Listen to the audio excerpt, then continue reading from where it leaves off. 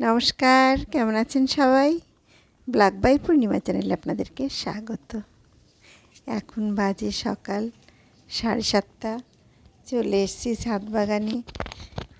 তো এখানে দেখছি ড্রাগন ফল পেকেছে আর আকাশে মেঘও করেছে। তো কিছুক্ষণের মধ্যে বৃষ্টি আসলে ড্রাগন ফল পেকে গেলে ফেটে যায়, ফেটে গেলে বৃষ্টির জল পেলে একবার একদম নষ্ট হয়ে যাবে। তো দেখুন কত বড় সাইজের এটা হয়েছে এবং খুব সুন্দর, খুব সুন্দর, একদম পুরো গাছ পাকা। এই সাইজটাও অনেকটা বড় হয়েছে, খুব সুন্দর, একদম পাকা লাল। আর দুদিন পরে পারলে একদম কিন্তু এটা একদম ফেটে যেত। এই জন্য দেখছি বৃষ্টির সময় এরকম যদি গাছে রেখে দিই তাহলে ফেটে গিয়ে একদম নষ্ট হয়ে যায়। তাই মেঘ করেছে দেখছি ওদিকে খুব, তো ওই জন্য পেড়েও নিলাম আগে আগে। আর এদিকে এই ড্রাগনের যে ফুলগুলো রয়েছে এগুলো বৃষ্টির জল হলে পচে যায়, সেগুলো ফেলে দিলাম। আর এখন যাচ্ছি উপরের ছাদে। তো 3তলার উপরের ছাদটাতে যাই। এখানে দেখি কি অবস্থা, দেখুন কি অবস্থা। কদিন আগেই তো এখান থেকে চাল কুমড়ো তুলে নিয়ে গেছি, আবারও দেখুন কতগুলো হয়েছে। আর এত জলদি জলদি বেড়ে যায় চাল কুমড়োগুলো, দেখুন কি সুন্দর লাগছে। আর খাবার থেকেই তুলতেই বেশি ভালো লাগে। দেখুন কত বড় হয়েছে এবং গাছ হাত ভর্তি চাল কুমড়ো। সাইজটা দেখুন কি সুন্দর। এরকম সবজি হলে তুলতে কি দারুণ লাগে বলুন। আমার তো ভীষণ ভালো লাগে। এই ছাদ বাগানে এলে সত্যি আমার মনটাই ভালো হয়ে যায়। দেখুন আরও একটা, চতুর্দিকে সবাইকে দিই, আমি নিজে তো খাই, প্রতিবেশী আত্মীয় স্বজন। এত ভালো লাগছে। কদিন আগেই তো তুলেছি, আপনাদেরকে দেখিয়েছি, আবারও দেখুন। আর এত জলদি জলদি বড় হয়ে যায় চাল কুমড়ো, এর ভিতরে হয়তো দানা হয়ে গেছে। আজ তুলবো কাল তুলবো করে একটু দেরি হয়ে যায়, দেরি হয়ে গেলেই দেখবো চাল কুমড়োর ভেতরে দানাগুলো শক্ত হয়ে গেছে। তো দুটো তো তুললাম। আর এই যে যে সবেদা গাছটা দেখছেন এর মধ্যেও এখনো রয়েছে আর একটা, আর ওদিকেও একটা হয়েছে, সেটা দেখছি একটু পোকা লেগেছিল হয়তো, তাই জন্য একটু পচে গেছে। এই 3টে আজকে তুলবো। আরও একটা রয়েছে, সেটা আর তুলবো না, ওটা থাক, ওটা বড়ি দেবো, ওটা পাকাবো আর কি। পাকালে কুমড়োর, চাল কুমড়ো দিয়ে ডাল দিয়ে, বিউলির ডাল যেটা আছে, ডাল দিয়ে বড়ি খেলে কিন্তু সেটা খুবই ভালো লাগে। তো ভাবছি বাড়ির চাল কুমড়ো একটা পাকিয়েই রাখবো। তা ওটা ওই কুল গাছের মধ্যে হয়েছে, কাটা, ওর ভেতরে আমি আর যাবো না, আমার কাটার খোঁচা লাগবে। ওটা থাক, পাঁচিলের উপরে বসেছে, তো ওটা আমি আর তুলবো না। ওটা দিয়ে আমি ভাবছি এবার বড়িই করব। তো এখন এটা তুলি। এই গাছের মধ্যে একটা আবার হয়েছে, চতুর্দিকে চাল কুমড়ো, খাওয়ার থেকে। তো এখানে ঢুকতে গেলেও দেখুন সেই হামাগুড়ি দিয়ে যেতে হচ্ছে। এখানেও গাছের মধ্যে হয়েছে, বাহ দেখুন এটাও বেশ বড়। এই দেখুন, এই দেখুন, এই আর একটা তুললাম।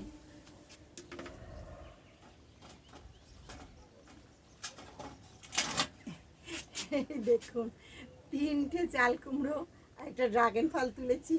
ওই যে পেঁপে গাছটা দেখছেন পিছনে, ওই পেঁপে গাছটাতেও একটা পেঁপে দেখছি পেকে গেছে।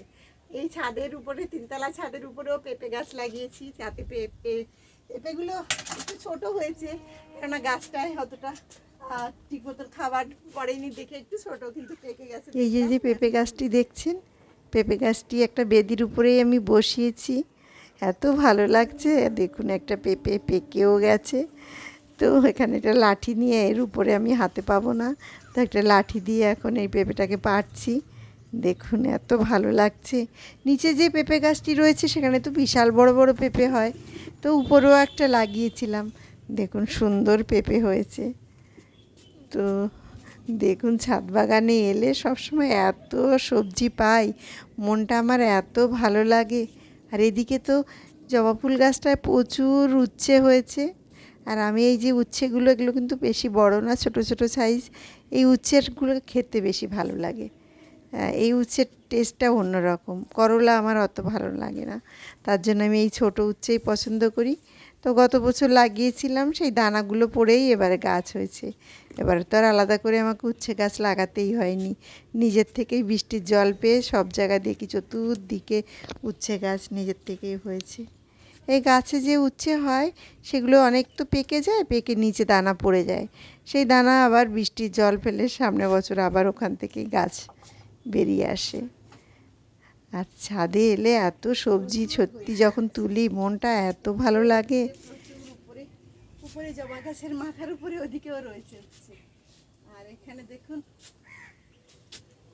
কত কত চাল কুমড়ো পড়েছে, ছোট ছোট জান, কত সবজি হলো। এই দেখুন এতগুলো সবজি নিয়ে এখন ছাদ থেকে নিচে নামবো। আর যখনই ছাদ বাগানে আসি একদম ঝুড়ি ভর্তি সবজি নিয়ে নিচে যাই। এবং আমি খুব একটা ফুল গাছ এবার আর লাগাইনি, শুধু আমি সবজিটাই লাগাচ্ছি। আর এই অর্গানিক সার ছাড়া সবজি বাজার থেকে তো পাই না, তো ছাদ বাগানে যদি এত সুন্দর সবজি হয় তো লাগাতে তো সত্যি ইচ্ছা করে। তার জন্য এবার আমি প্রচুর সবজির দিকে শুধু নজর দিয়েছি। আকাশে অনেক মেঘও করে এসছে।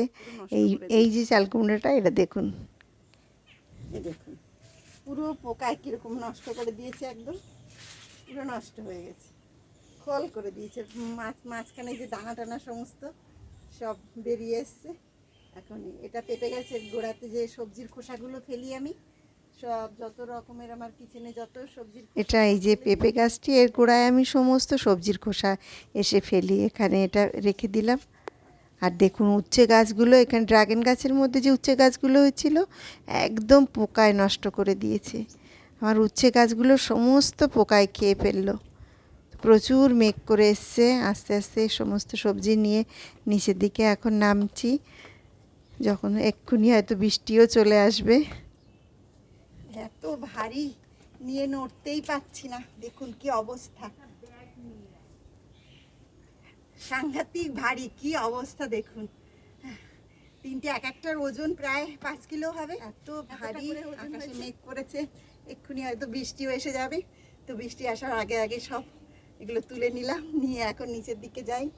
তবে দেখুন এত ভারী, সাংঘাতিক কষ্ট হচ্ছে। তো এত ভারী নিয়ে নামাটাও মুশকিল, তো ধীরে ধীরে চলে এলাম নিচের দিকে। এখন বাড়ি ঘরে রাখি, হাঁপিয়ে গেছি পুরো উপর থেকে নামতে গিয়ে।